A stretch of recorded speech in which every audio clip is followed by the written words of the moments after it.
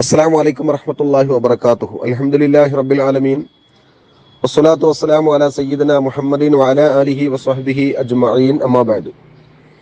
സർവാദരണീയരായ നേതാക്കളെ, സുഹൃത്തുക്കളെ, സഹോദരന്മാരെ, മുസ്ലിം ലീഗിന്റെ സൈബർ വിങ്ങിന്റെ ഔദ്യോഗിക വാട്സപ്പ് ഗ്രൂപ്പിലാണ് മതേതരത്വത്തെ സംബന്ധിച്ച് ജനാധിപത്യ മതേതരത്വ ഇന്ത്യയെ വീണ്ടെടുക്കാൻ എന്ന വിഷയവുമായി ബന്ധപ്പെട്ടുകൊണ്ടുള്ള ചർച്ച നടക്കുന്നത്. ആദരണീയരായ പല നേതാക്കളും ഇതിൽ സംബന്ധിച്ചിട്ടുണ്ട് എന്ന് ഞാൻ മനസ്സിലാക്കുകയാണ്. കുറഞ്ഞ സമയം ഈ ഗ്രൂപ്പുമായി ബന്ധപ്പെട്ടുകൊണ്ട് ഈ വിഷയത്തെ സംബന്ധിച്ചുകൊണ്ട് സംസാരിക്കാൻ സാധിക്കുന്നതിൽ വലിയ സന്തോഷമുണ്ട്. നമ്മുടെ രാജ്യം ഒരു ലോക്സഭാ തെരഞ്ഞെടുപ്പിനെ നേരിടാൻ വേണ്ടി പോവുകയാണ്. ഇന്ത്യയുടെ നിർണായകമായ ഒരു തെരഞ്ഞെടുപ്പാണ് ഇത് എന്ന കാര്യത്തിൽ യാതൊരു തർക്കവുമില്ല. ഇന്ത്യൻ മുസ്ലിമീങ്ങളെ മാത്രമല്ല, മതേതരത്വ ഇന്ത്യയെ സംബന്ധിച്ചു തന്നെ ഭാവി എന്താകണം എന്നതിനെ സംബന്ധിച്ചുകൊണ്ട് നിർണയിക്കുന്ന അതിസുപ്രധാനമായ തെരഞ്ഞെടുപ്പാണ് വരാൻ പോകുന്നത്. അതിനു മുമ്പിൽ ഏതെല്ലാം വിധത്തിൽ നമ്മുടെ സമ്മതിദാനാവകാശം വിനിയോഗിക്കുന്നതിനെ സംബന്ധിച്ച് ബോധവാന്മാരാവണം എന്നതിനെ സംബന്ധിച്ചുള്ള ഒരു ചർച്ചയാണ് ഇവിടെ നടക്കുന്നത്. വളരെ ഗൗരവപ്പെട്ട ഒരു ചർച്ചയാണ് എന്നതുകൊണ്ട് തന്നെ സമയത്തെയും സന്ദർഭത്തെയും സാഹചര്യത്തെയും മനസ്സിലാക്കിക്കൊണ്ട് കുറഞ്ഞ വാക്കുകൾ മാത്രമേ പറയുന്നത് ഉള്ളൂ എങ്കിൽ പോലും സഗൗരവം ഇതേ സംബന്ധിച്ച് നമ്മൾ ഉൾക്കൊള്ളും എന്ന് സ്വമേധയാ നമ്മൾ 1924 ഹിന്ദുത്വത്തിന്റെ പിതാവ് എന്നറിയപ്പെടുന്ന സംഘപരിവാറിന്റെ ജീവാത്മാവും പരമാത്മാവുമായ സവർക്കർ പ്രഖ്യാപനം നടത്തിയത്. ഈ രാജ്യം സമ്പൂർണമായി ഹിന്ദുത്വമാവാൻ ഒരു നൂറ്റാണ്ട് കാത്തിരുന്നാൽ മതി. ഒരു നൂറ്റാണ്ട് പൂർത്തിയാകുമ്പോൾ രാജ്യം സമ്പൂർണമായി ഹിന്ദുത്വവൽക്കരിക്കപ്പെട്ടിരിക്കും. ഹിന്ദുത്വം എന്നതുകൊണ്ട് ഉദ്ദേശിക്കുന്നത് സംഘപരിവാറിന്റെ ഹിന്ദുത്വ രാഷ്ട്രീയമാണ്, ഹൈന്ദവ ദർശനമല്ല. ഹൈന്ദവതയിൽ നിന്നുകൊണ്ട് ഹിന്ദുത്വത്തിലേക്കുള്ള വലിയ മാറ്റം വേദങ്ങളുടെയും പുരാണങ്ങളുടെയും ഇതിഹാസങ്ങളുടെയും സനാതന ധർമ്മങ്ങളിൽ നിന്നുകൊണ്ട് മാറി സങ്കുചിതമായ ദേശീയതയെ അടിച്ചേൽപ്പിക്കുന്ന വിചാരധാര വിഭാവന ചെയ്യുന്ന ഹിന്ദുത്വമാണ് സംഘപരിവാറിന്റെ ഹിന്ദുത്വം. ആ ഹിന്ദുത്വം സ്ഥാപിതമാവാൻ ഒരു നൂറ്റാണ്ട് കൃത്യമായി കാത്തിരുന്നാൽ മതി എന്ന് പറഞ്ഞത് സവർക്കറാണ്. വിചാരധാരയിലും അതുപോലെ തന്നെ ഹെഡ്ഗേവാറിന്റെയും മറ്റ് സംഘപരിവാറിന്റെ നേതാക്കളുടെയും ഒക്കെ നിഗമന പ്രകാരം രാജ്യത്തിന്റെ വിദേശ മതമായ മുസ്ലിമീങ്ങളും അതുപോലെ മറ്റു ചില മതങ്ങളുമൊക്കെ ഭാരതാംബയുടെ കണ്ണിലെ കരടാണ്. അതെടുത്തു മാറ്റാൻ ഒരു നൂറ്റാണ്ട് കാത്തിരിക്കേണ്ടി വരുമെങ്കിൽ പോലും അതോടുകൂടി രാജ്യം സമ്പൂർണമായ ഹിന്ദുത്വവൽക്കരിക്കപ്പെട്ടിരിക്കുമെന്ന് പറഞ്ഞിട്ടുണ്ട്. ആ ഒരു നൂറ്റാണ്ട് പൂർത്തിയാകുന്നത് ഈ വർഷമാണ്, 2024. വൻ പ്ലാനിങ്ങിന്റെ അടിസ്ഥാനത്തിൽ തോന്നിത്തക്ക വിധത്തിലാണ് തെരഞ്ഞെടുപ്പിന്റെ തൊട്ട് മുമ്പ് പൗരത്വ നിയമം ഗവൺമെന്റ്, നരേന്ദ്രമോദിയുടെ ഗവൺമെന്റ് അടിച്ചേൽപ്പിച്ചത്. അതോടൊപ്പം ഒരു തെരഞ്ഞെടുപ്പ് നമ്മുടെ മുമ്പിൽ വന്നിരിക്കുകയാണ്. വൻ പ്ലാനിങ്ങിന്റെ അടിസ്ഥാനത്തിലാണ് എന്ന് വ്യക്തമാക്കപ്പെടുന്ന വിധത്തിലാണ് കാര്യങ്ങളുടെ പോക്ക്. കൈവിട്ടു പോകുന്നു എന്ന ആശങ്കയുടെ മുമ്പിലാണ് പൗരത്വ നിയമം നമ്മുടെ മുമ്പിൽ അടിച്ചേൽപ്പിക്കുന്നത്. പൗരത്വ നിയമം പ്രാബല്യത്തിൽ വരുമെന്ന കാര്യത്തിൽ തർക്കമില്ല ഈ ഗവൺമെന്റ് തന്നെ തുടർന്നാൽ. കാരണം യാതൊരു ചർച്ചയും ഒരു സഭയിൽ പോലും നടത്താതെ പൗരത്വ നിയമത്തെ സംബന്ധിച്ചുകൊണ്ട് ഒരു വിജ്ഞാപനം പുറപ്പെടുവിച്ചുകൊണ്ട് പൗരത്വം നിഷേധിക്കുക എന്നത് സ്വാഭാവികമായി നമുക്ക് മനസ്സിലാക്കാവുന്ന കാര്യം. നമ്മുടെ പാസ്പോർട്ടിനും ആധാർ കാർഡിനും റേഷൻ കാർഡിന് പോലും, പാൻ കാർഡ് അതുപോലെ തന്നെ നമ്മുടെ രേഖകൾക്കൊന്നും വിലയില്ലാത്ത, നമുക്ക് നമ്മുടെ ഇന്ത്യൻ പൗരനാണെന്ന് വ്യക്തമാക്കുന്ന രേഖകളൊന്നും നമുക്ക് ലഭ്യമാവാത്ത, പാസ്പോർട്ട് പുതുക്കാൻ സാധിക്കാത്ത, അടിമത്വം അടിച്ചേൽപ്പിക്കുന്ന വിധത്തിലുള്ള ഒരു നാലാംകിട പൗരന്മാരായി കൊണ്ട് തുടരുകയോ അല്ലെങ്കിൽ ആട്ടിപ്പുറത്താക്കപ്പെടുകയോ ചെയ്യുന്ന റോഹിംഗ്യൻ മുസ്ലിമീങ്ങളെ പോലെ അഭയാർത്ഥികളാക്കപ്പെടുമോ എന്ന് ആശങ്കപ്പെടുന്ന വിധത്തിലാണ് പൗരത്വ നിയമം ഗവൺമെന്റ് അടിച്ചേൽപ്പിക്കുന്നത്. ആ ഒരു സ്ഥിതിവിശേഷമാണ് ഒരു ഭാഗത്ത് നിലനിൽക്കുന്നത്. അത് നിർണായകമായ ഒരു വിഷയം തന്നെയാണ്. മറ്റൊന്ന്, ഭാരതീയ ജനതാ പാർട്ടിയുടെ പ്രകടന പത്രികയിൽ ഇത്തവണയും പറഞ്ഞിട്ടുണ്ട് ഏക സിവിൽ കോഡ് നടപ്പാക്കുമെന്ന്.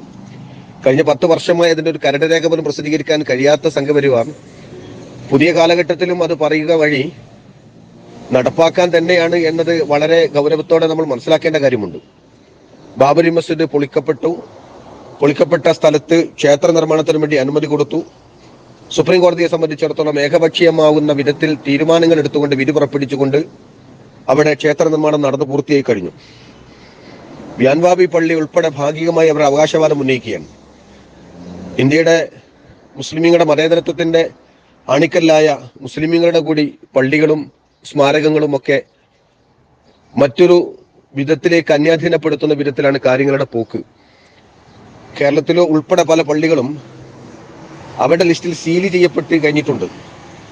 നമുക്ക് മനസ്സിലാക്കാൻ കഴിയുന്നത് ഏതൊരു പള്ളിയുടെയും അടിരേഖ പരിശോധിക്കുമ്പോൾ അടിരേഖ എന്നത് മണ്ണുമാന്തി അങ്ങെത്തുന്ന സമയത്ത് എന്തെങ്കിലും ഒരു ശില്പം കണ്ടെത്തുക സ്വാഭാവികമാണ്. പഴയ ഏതെങ്കിലും ഒന്നിന്റെ ഒരു നീണ്ടുരുണ്ട കല്ല് കണ്ടാൽ പോലും ഇത് ശിവലിംഗമാണെന്ന് അവകാശവാദം ഉന്നയിക്കാൻ സംഘപരിവാറിന് മടിയില്ല. ആ കാലമാണ് ഇക്കാലം. അത്രമേൽ പള്ളിയുടെ അവകാശവാദം ഉന്നയിക്കും എന്ന കാര്യം തീർച്ചയാണ്.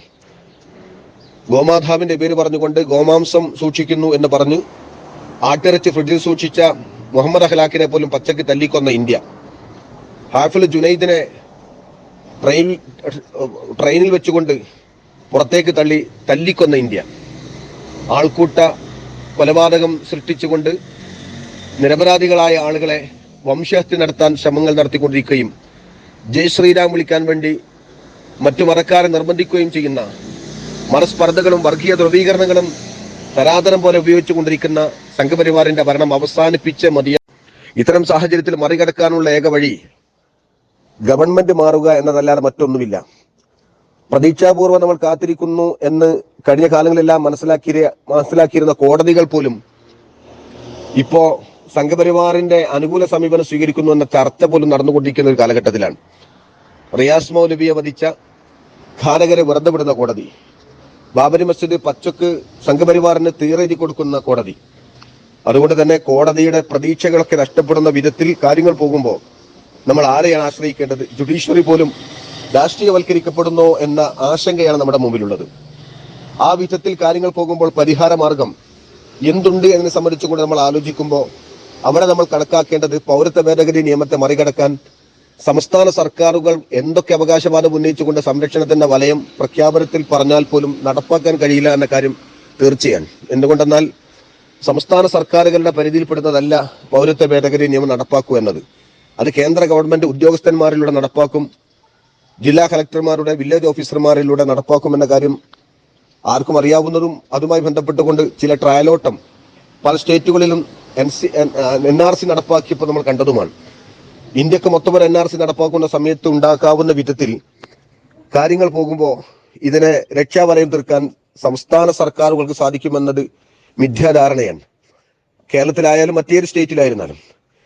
അപ്പോൾ അതൊന്നും ഒരു സംസ്ഥാന സർക്കാരുകൾക്ക് നൽകാൻ കഴിയില്ല. പിന്നെ മാർഗം കോടതിക്കപ്പുറത്ത്, സംസ്ഥാന സർക്കാരുകൾക്കപ്പുറത്ത് കേന്ദ്ര സർക്കാർ മാറുക എന്നതല്ലാതെ മറ്റൊരു മാർഗം നമ്മുടെ മുമ്പിലില്ല. അവിടെയാണ് നമ്മൾ ചിന്തിക്കേണ്ടത്. ഈ മതേതരത്വത്തെ തിരിച്ചു വിളിക്കാനും ജനാധിപത്യത്തെ പുനഃസ്ഥാപിക്കാനും ഇന്ത്യൻ ദേശീയ രാഷ്ട്രീയത്തിൽ ആരെ പിന്തുണക്കം എന്നതിനെ സംബന്ധിച്ച് നമ്മൾ ആലോചിക്കേണ്ടത് തികച്ചും ആർക്കും അറിയാം. ബദൽ സംവിധാനത്തിൽ കരുത്തുറ്റ രാഷ്ട്രീയ പ്രസ്ഥാനം ഇന്ന് ഇന്ത്യൻ നാഷണൽ കോൺഗ്രസ് ആണ്. കോൺഗ്രസും കോൺഗ്രസ് നേതൃത്വം നൽകുന്ന മുന്നണികൾക്കുമാണ്. അതുകൊണ്ടാണ് കോൺഗ്രസിനല്ലാതെ, അല്ലെങ്കിൽ കോൺഗ്രസ് നേതൃത്വം നൽകുന്ന മുന്നണികൾക്കല്ലാതെ സംഘപരിവാറിനെ പ്രതിരോധിക്കാൻ സാധിക്കില്ല. അവിടെ നമ്മൾ അഴകുഴമ്പൻ സമീപനം സ്വീകരിക്കാതെ, കൂടുതൽ വലിച്ചു നീട്ടി കാര്യങ്ങൾ ചിന്തിക്കാതെ വളരെ വ്യക്തമായി മനസ്സിലാക്കാവുന്ന ഒരു കാര്യം, കോൺഗ്രസിന്റെ നേതൃത്വമുള്ള ഏതൊരു ഘടകത്തിലും ഒന്നാം സ്ഥാനം കോൺഗ്രസിനും പിന്നീട് കോൺഗ്രസിന്റെ സഹയാത്രികരും സഹപ്രവർത്തകരുമായ കോൺഗ്രസ് മുന്നണിയിലെ കക്ഷികൾക്കുമാണ് പിന്തുണ കൊടുക്കേണ്ടത്. അത് തന്നെയാണ് ഒരു വോട്ടർ നിർവഹിക്കേണ്ട സുചിന്തിതമായിരിക്കുന്ന അഭിപ്രായം. ഈ കാര്യത്തിൽ അമ്മായി തർക്കത്തിലേക്കും ചക്രത്തിപ്പോരിലേക്കും പോവേണ്ടവരല്ല, അല്ലെങ്കിൽ മറ്റെന്തെങ്കിലും പോരും വാശിയും പ്രകടിപ്പിക്കേണ്ടവർ. കഴിഞ്ഞ തെരഞ്ഞെടുപ്പിൽ 67% വരുന്ന ഇന്ത്യൻ ജനത വോട്ട് ചെയ്തവയിൽ സംഘപരിവാറിനെതിരെയാണ് വിധി എഴുതിയത്. 33% ആളുകൾ മാത്രമാണ് നരേന്ദ്രമോദിയും അമിത്ഷായും പിന്തുണച്ചുകൊണ്ട് കേന്ദ്ര സർക്കാർ BJPക്ക് എഴുതി കൊടുത്തിട്ടുള്ളത്. 33% പിൻബലത്തിൽ അവർ വിജയിക്കാനുള്ള കാരണം 67% വോട്ടർമാരും 67 ഘടകങ്ങളായിക്കൊണ്ട് രാഷ്ട്രീയ പാർട്ടികൾ ഭിന്നിച്ചുപോയി എന്നതുകൊണ്ട് മാത്രമാണ്. അതിപ്പോഴും രൂപപ്പെട്ടു വരുന്നുണ്ട്. വലിയൊരു അനുഗ്രഹമായിക്കൊണ്ടാണ് ഇന്ത്യ മുന്നണി ഇന്ത്യയിൽ രൂപപ്പെട്ടു വന്നിട്ടുള്ളത്. കഴിഞ്ഞ മാർച്ച് 31-ാം തീയതി കെജ്രിവാളിനെ ജയിലിലടച്ചതുമായി ബന്ധപ്പെട്ടുകൊണ്ട് വൻ പ്രതിഷേധ സമ്മേളനം ഡൽഹിയിൽ നടന്നപ്പോൾ ഇന്ത്യ മുന്നണിയിലെ എല്ലാ കക്ഷികളും ഒന്നിച്ചു ചേർന്നുകൊണ്ട് സംഘപരിവാർ വിരുദ്ധ സമരവും ഒരു മൂവ്മെന്റും രൂപപ്പെടുകയുണ്ടായി. ആന്റി ഫാസിസ്റ്റ് മൂവ്മെന്റ് ശക്തിപ്പെടുന്നു എന്നതാണ് ശുഭോദർക്കമായിരിക്കുന്ന വലിയൊരു സംഗതി. അത് ശക്തിപ്പെടണം. അതുകൊണ്ട് തന്നെ ഇന്ത്യ മുന്നണിയെ ഭരണമേൽപ്പിക്കാൻ താഴെ തട്ടിൽ നിന്നുകൊണ്ടുള്ള നവോത്ഥാനങ്ങളാണ് രൂപപ്പെട്ടു വരേണ്ടത്. അതിന് ഒരർത്ഥത്തിൽ ചിന്തിക്കുമ്പോൾ ഏതൊരു സ്ഥലത്താണോ കോൺഗ്രസ് മത്സരിക്കുന്നത്, ഏറ്റവും വലിയ കക്ഷി കോൺഗ്രസ് ആണ്. കോൺഗ്രസ് മത്സരിക്കുന്ന ഏതൊരു സ്ഥലമുണ്ടെങ്കിലും അവിടെ കോൺഗ്രസിന് പിന്തുണ കൊടുക്കുക എന്നതാണ് രാഷ്ട്രീയപരമായിരിക്കുന്ന അവബോധം, വിവേചന ബോധം, യുക്തി. അതാണെന്ന കാര്യത്തിൽ ആർക്കും തർക്കമില്ല. കോൺഗ്രസിന് വേണ്ടിയുള്ള ഒരു പ്രഖ്യാപനമല്ല ഇത്. ഒരു മതേതര വിശ്വാസി ആലോചിച്ചെടുക്കേണ്ട തീരുമാനമാണ്. കോൺഗ്രസിന്റെ സ്ഥാനാർത്ഥികൾ എവിടെ മത്സരിക്കുന്നുവോ അവരെ പിന്തുണക്കുക. കോൺഗ്രസ് ഇല്ലാത്തിടത്ത്, കോൺഗ്രസിന് കലവറയില്ലാതെ പിന്തുണ കൊടുക്കുന്ന രാഷ്ട്രീയ പ്രസ്ഥാനം ആരാണോ അവരെ പിന്തുണക്കുക. അത് ആർക്ക് തർക്കമുള്ളത്? കേരളത്തിൽ UDF ആണ്. കോൺഗ്രസ് കഴിഞ്ഞാൽ കോൺഗ്രസ് ഇല്ലാത്ത സ്ഥലത്ത് കേരളത്തിൽ UDF ആണ്. അത് കഴിഞ്ഞാൽ പിന്നെ മറ്റാരെയും പരിഗണിക്കേണ്ടതുള്ളൂ. അതും കഴിഞ്ഞ് കോൺഗ്രസും കോൺഗ്രസിന്റെ UDF-ഉം മുസ്ലിം ലീഗ് പോലുള്ള രാഷ്ട്രീയ പ്രസ്ഥാനങ്ങളും അതുപോലെ UDF-ഉള്ള ആളുകളും അല്ലാത്ത ഘടകങ്ങൾ മറ്റെവിടെയെങ്കിലും മത്സരിക്കുന്നുണ്ടെങ്കിൽ, കോൺഗ്രസും ഇല്ല, മുസ്ലിം ലീഗും ഇല്ല, അങ്ങനെയാണെങ്കിൽ UPA മുന്നണിയിലെ ഏതെങ്കിലും പാർട്ടികൾ മത്സരിക്കുന്നെങ്കിൽ അവരെ പിന്തുണക്കണം. കാരണം പിന്നെങ്കിലും അവർക്കാണ് പിന്തുണക്കാൻ സാധിക്കുക കോൺഗ്രസിന്റെ നേതൃത്വത്തെ, രാഹുൽ ഗാന്ധിയെ പ്രധാനമന്ത്രിയാക്കാൻ, അല്ലെങ്കിൽ കോൺഗ്രസിന്റെ ഒരു ബദൽ സംവിധാനമായി ഉയർത്തിക്കൊണ്ടുവരാൻ UPA-യിലെ മറ്റേതെങ്കിലും ഘടകകക്ഷികൾക്കാണ് സാധിക്കുക. അതും കഴിച്ചതിന് ശേഷമാണ് നമ്മൾ ഇന്ത്യ മുന്നണിയിലെ സഖ്യകക്ഷി ആരാണെന്ന് മനസ്സിലാക്കി ആ സ്ഥലത്ത് CPM ആയിരുന്നാലും അതല്ലെങ്കിൽ മറ്റേതെങ്കിലും കെജ്രിവാളിന്റെ ആം ആദ്മി പാർട്ടി, അതുപോലെ തന്നെ മമതാ ബാനർജിയുടെ തൃണമൂൽ കോൺഗ്രസ് തുടങ്ങിയ സംഘടനകൾ എവിടെയാണോ ഇന്ത്യ അവരെ പിന്തുണക്കാനാണ് മുന്നോട്ട് വരേണ്ടത്. അപ്പോ കേരളത്തിന്റെ രാഷ്ട്രീയവുമായി ബന്ധപ്പെട്ടുകൊണ്ട് ചിന്തിക്കുന്നവർക്ക് അറിയാൻ സാധിക്കും, കേരളത്തിന്റെ പശ്ചാത്തലത്തിൽ ചിന്തിക്കുമ്പോൾ ഇവിടെ ആര് വിജയിച്ചാലും BJP-ക്ക് എതിരാണല്ലോ എന്നത് യുക്തിസഹമായ ഒരു വിവച്ഛേദ ബോധമല്ല. കേരളത്തിൽ ഏത് മുന്നണി ജയിച്ചാലും BJP-ക്ക് എതിരാവും എന്നത് ശരിയാണ്. പക്ഷെ BJP-ക്ക് എതിരാവുക എന്ന് പറയുന്നത് ബദൽ ശക്തി ഒരു കൃത്യമായ സംവിധാനത്തോടു കൂടി രൂപപ്പെട്ട് വരണം. ചിതറിയ ശക്തികളല്ല, ഉള്ളവയിൽ ഏറ്റവും നല്ല ശക്തിയെ ഒന്നാം സ്ഥാനത്തേക്ക് കൊണ്ടുവരാൻ സാധിക്കണമെന്നുണ്ടെങ്കിൽ കോൺഗ്രസ് തന്നെയാണ് ശക്തി പകരേണ്ടത്. എന്നതുകൊണ്ട് കേരളത്തിലെ 20 സീറ്റിലും വിജയിക്കേണ്ടത് കോൺഗ്രസും കോൺഗ്രസിന്റെ മുന്നണിയുമാണ്. പിന്നെ വിജയിക്കേണ്ടത് മറ്റു സംസ്ഥാനങ്ങളിലെല്ലാം കോൺഗ്രസ് പിന്തുണക്കുന്നവരാണ്. അതുകൊണ്ട് തന്നെ തമിഴ്നാട് പോലുള്ള സ്റ്റേറ്റുകളിൽ കോൺഗ്രസും കോൺഗ്രസിനെ പിന്തുണക്കുന്ന രാഷ്ട്രീയ പ്രസ്ഥാനങ്ങളും കഴിഞ്ഞാൽ ഇന്ത്യ മുന്നണിയിലെ UPA മുന്നണിയിലെ മറ്റു ഘടകങ്ങൾ ഉണ്ടാവും. അവിടെ CPM മത്സരിക്കുന്ന സ്ഥലങ്ങളിൽ കോൺഗ്രസ് അതിന് പകരം മത്സരിക്കാത്ത, CPM മത്സരിക്കുന്ന സ്ഥലത്ത് കോൺഗ്രസ് ഇല്ലെങ്കിൽ അവിടെ CPM-നെയാണ് പിന്തുണക്കേണ്ടത്. കാരണം അവിടെ BJP പരാജയപ്പെടുത്താൻ CPM-നെ പിന്തുണച്ചാൽ മതിയാവും. കാരണം അത് തമിഴ്നാടിന്റെ രാഷ്ട്രീയവുമായി ബന്ധപ്പെട്ടുകൊണ്ട് അവർ സഖ്യകക്ഷികളുമായി ബന്ധപ്പെട്ടാണ് നിൽക്കുന്നത്. അതുകൊണ്ട് ഇതൊക്കെ ഒരു പക്ഷപാതം ചേർന്ന് കൂടുതൽ സംസാരമല്ല. ഇത് കോൺഗ്രസിന് വേണ്ടിയോ മുസ്ലിം ലീഗിന് വേണ്ടിയോ പറയുന്നതല്ല. ഫാസിസ്റ്റ് വിരുദ്ധമായ മതേതരത്വവും ജനാധിപത്യത്തെയും തിരിച്ചു കൊണ്ടുവരുന്നതിന് വേണ്ടിയുള്ള ഒരു തിരിച്ചറിവിന്റെ ഭാഗമാണ്. അതുകൊണ്ട് സംശയിക്കേണ്ടതില്ല. വളരെ ആത്മാർത്ഥമായി നമ്മൾ ചിന്തിക്കണം. കേരളത്തിൽ കോൺഗ്രസ് മുന്നണിയും ജയിക്കട്ടെ, കേന്ദ്രത്തിൽ കോൺഗ്രസ് മുന്നണിയും ജയിക്കട്ടെ. അങ്ങനെ ഭാരതീയ ജനതാ പാർട്ടിയെ തകർക്കുന്ന വിധത്തിലേക്ക്, സംഘപരിവാറിനെ തകർക്കുന്ന വിധത്തിലേക്ക് മതേതര ചിന്താധാരകൾ ഉയർന്നു വരണം. അതിനൊറ്റക്കെട്ടായി നിൽക്കണം. ഇന്ത്യ മുന്നണിയെ പരിഗണിക്കേണ്ട സ്ഥലങ്ങളിൽ ഇന്ത്യ മുന്നണിയെയും UPA മുന്നണിയെ പരിഗണിക്കേണ്ട സ്ഥലത്ത് അവിടെയും, UDF-നെ പരിഗണിക്കേണ്ട അവിടെയും, കോൺഗ്രസ് മാത്രം നിൽക്കുന്ന സ്ഥലത്ത് കോൺഗ്രസിനെയും പിന്തുണച്ചുകൊണ്ട് രാഹുൽ ഗാന്ധിയെ കേന്ദ്രീകരിച്ചുള്ള വലിയൊരു മൂവ്മെന്റായി രൂപപ്പെട്ടു വരാൻ, അല്ലെങ്കിൽ ഏറ്റവും വലിയ ശക്തി മതേതര ശക്തി മറ്റേതെങ്കിലും സ്റ്റേറ്റിൽ നിന്നുകൊണ്ട് കോൺഗ്രസിനേക്കാൾ സീറ്റോടുകൂടി തൃണമൂൽ കോൺഗ്രസോ ആം ആദ്മി പാർട്ടിയോ വരുന്ന പക്ഷം അതൊരു പ്രധാനമന്ത്രി സ്ഥലത്തേക്ക് വരുമ്പോൾ അവിടെ കോൺഗ്രസ് ഫൈറ്റിന് ഇല്ലാതിരിക്കുകയാണ്. കോൺഗ്രസ് ഫൈറ്റ് ചെയ്യാതെ അവിടെ ശക്തി സ്ഥാനത്തേക്ക് വരുന്നത് മറ്റേതെങ്കിലും രാഷ്ട്രീയ പ്രസ്ഥാനമാണെങ്കിൽ അതിനെ പിന്തുണച്ച് കടന്നു വരണം. അതുകൊണ്ട് കോൺഗ്രസ് ഉള്ള എല്ലാ സ്ഥലങ്ങളിലും മത്സരിക്കുന്ന സീറ്റ് എവിടെയുണ്ടോ അവിടൊക്കെ കോൺഗ്രസിനെ പിന്തുണക്കുക എന്നതാണ് രാഷ്ട്രീയപരമായ മതേതര വിവച്ഛേദ ബോധം സുചിന്തിതമായിരിക്കുന്ന ഏതൊരു പൗരന്റെയും മനസ്സിലാക്കാൻ സാധിക്കുന്ന ഒരു സത്യം. അത് ഉൾക്കൊള്ളുകയാണ് നമ്മളൊക്കെ വേണ്ടത്. ഇനി കേവലം 10 ദിവസം മാത്രമാണ് നമ്മുടെ മുമ്പിൽ സംഘപരിവാറിനെ പ്രതിരോധിക്കാൻ, മതേതരത്വത്തിന്റെ ശക്തിപ്പെടുത്തുന്നതിനുള്ള മൂവ്മെന്റ് നടത്താനുള്ള സമയം. നമ്മൾ കൂടുതൽ സമയങ്ങൾ ചെലവഴിക്കേണ്ടത് ഓരോ വോട്ടർമാരുടെയും വോട്ട് വളരെ പ്രധാനമാണ്. ഉംറ യാത്രകളും അതുപോലെ തന്നെ ടൂർ പാക്കേജുകളൊക്കെ മാറ്റിവെച്ചുകൊണ്ട് നമ്മുടെ അടിസ്ഥാനപരമായ ബേസിക്കായ നിലനിൽപ്പിനെ സംബന്ധിച്ച് ചോദ്യം ചെയ്യപ്പെടുന്ന ഈ തെരഞ്ഞെടുപ്പിൽ എല്ലാ തിരക്കുകളും മാറ്റിവെച്ചുകൊണ്ട് നമ്മൾ ഈ തെരഞ്ഞെടുപ്പിൽ അഭിമുഖീകരിക്കണം. കേരളത്തിൽ വെള്ളിയാഴ്ചയാണ് തെരഞ്ഞെടുപ്പ് എന്നതുകൊണ്ട് തന്നെ ആരൊക്കെ എന്തെല്ലാം വിധത്തിൽ മുസ്ലിം വോട്ടുകളെ, മതേതര വോട്ടുകളെ ഭിന്നിപ്പിക്കാനും ചെറുതാക്കാനും ശ്രമിച്ചാലും വൻ ശക്തിയായിക്കൊണ്ട് തന്നെ ഒരു മൂവ്മെന്റ് നടത്തുന്ന വിധത്തിലേക്ക് വെള്ളിയാഴ്ച ഒരു വെല്ലുവിളി പോലെ ഏറ്റെടുത്ത് ജുമ നമസ്കാരത്തിന്റെ മുമ്പായിക്കൊണ്ടും ജുമ നമസ്കാരത്തിന്റെ ശേഷമായിക്കൊണ്ടും നമ്മുടെ സമ്മതിദാനാവകാശം വിനിയോഗിക്കാൻ എല്ലാ പ്രവർത്തകരും കർമ്മരംഗത്തിറങ്ങണം. മുസ്ലിം ലീഗ് വലിയ പങ്ക് ഇക്കാര്യത്തിൽ വഹിക്കേണ്ടതുണ്ട്.